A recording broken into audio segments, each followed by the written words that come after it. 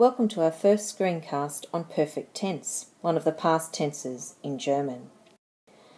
There are three types of verbs in the past tense: regular or weak verbs, irregular or strong verbs, and mixed verbs. This screencast is going to focus on regular or weak verbs. Let's first of all look at some examples. Wir haben Volleyball gespielt. We played volleyball.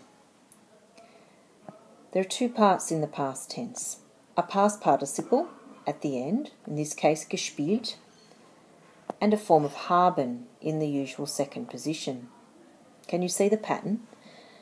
Ich habe ein neues Kleid gekauft. Past participle at the end, form of haben in second position. Final example, Sie haben den Film im Kino geliebt. They loved the film at the movies. Past participle at the end, form of haben in second position. So I spoke about past participles at the end of the sentence. Let's see how we make those. Spielen, our first example. First step, find the stem. Cut off the en, and Spiel is our stem. So a stem of machen, chop off the en, mach is the stem. Tanzen, lose the en, Tanz is our stem. And shoppen, again, off with the en, shop is our stem. So having found our stems, then what? With regular verbs, we always add a ge to the front and a t to the end. So gespielt, played. Again, ge to the front, t to the end. Gemacht, did or made. And with tanz, ge on the front, t at the end. Getanzt, danced. And finally, ge on the front, t on the end. Geshoppt. And this is how it works with regular verbs.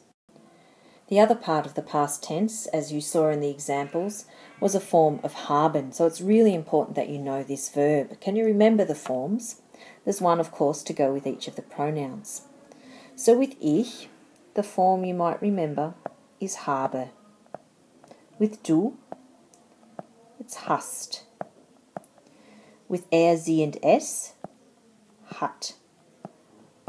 With wir, haben. With ihr, habt. And with the two sie forms, haben.